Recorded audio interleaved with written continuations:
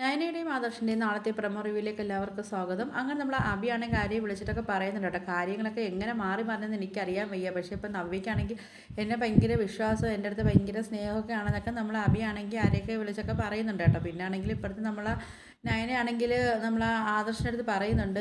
ആദർശം അവൻ്റെ അടുത്ത് പറഞ്ഞില്ലേ ജീവിച്ചിരിക്കുന്ന ഒരു തെളിവുണ്ടെന്നൊക്കെ ഇങ്ങനെ പറഞ്ഞില്ലേ, ഇനി ആ തെളിവിനെ അവരില്ലാതാക്കാനൊക്കെ നമ്മൾ നയന പറയുന്നുണ്ട് കേട്ടോ. അതുകൊണ്ട് നയന പറയുന്നുണ്ട് എന്തായാലും ആദർശമായിട്ട് ഇനി നമ്മൾ അനഘയെ കുറച്ചും കൂടെ നമ്മൾ ശ്രദ്ധിക്കണമെന്നൊക്കെ പറയുന്നുണ്ട്. അല്ലെങ്കിൽ ഇനി അവരിനി എന്തെങ്കിലും അവളെ ചെയ്യുമെന്നൊക്കെ ഒരു പേടിയൊക്കെ ഉണ്ടെന്നൊക്കെ നമ്മൾ നയനയാണെങ്കിൽ പറയുകയൊക്കെ ചെയ്യുന്നുണ്ട് കേട്ടോ. പിന്നെ ആണെങ്കിലും നമ്മൾ ഡേവിഡ് ആണെങ്കിലും നാഗേന്ദ്രൻ ആണെങ്കിലും പറയുന്നുണ്ട് അനഘ എന്നെ അവളെ ഇനി എങ്ങനെയെങ്കിലും ഇല്ലാതാക്കണം. കുറേ നാളുകൊണ്ട് അവൾ പാടുപെടുമല്ലേ ജീവിക്കാനൊക്കെ വേണ്ടി. അപ്പോൾ ഇനിയിപ്പോൾ അവൾ ജീവിച്ചിരിക്കേണ്ട അവളെ എങ്ങനെയെങ്കിലും നമുക്ക് തീർക്കണമെന്നൊക്കെ നമ്മൾ നാഗേന്ദ്രനാണെങ്കിൽ ഡേവിഡിൻ്റെ അടുത്ത് പറയുന്നുണ്ട്. അങ്ങനെ നമ്മൾ പിന്നെ അനഘയെ കാണിക്കുന്നുണ്ട് കേട്ടോ. അപ്പോൾ അനഘയാണെങ്കിൽ ഭയങ്കര വിഷമത്തിലൊക്കെ കാണിക്കുന്നത്. ഇനി എന്താ സംഭവം എന്നറിയത്തില്ല. ഇനി അഭിയങ്ങാണ് അവിടെ ഉണ്ടോയെന്നോ അതോ ഇനി നാഗേന്ദ്രനും ഡേവിഡൊക്കെ അവിടെ പോയി നിന്ന് സംസാരിക്കുകയാണോ ഒന്നും അറിയാനും പറ്റുന്നില്ല.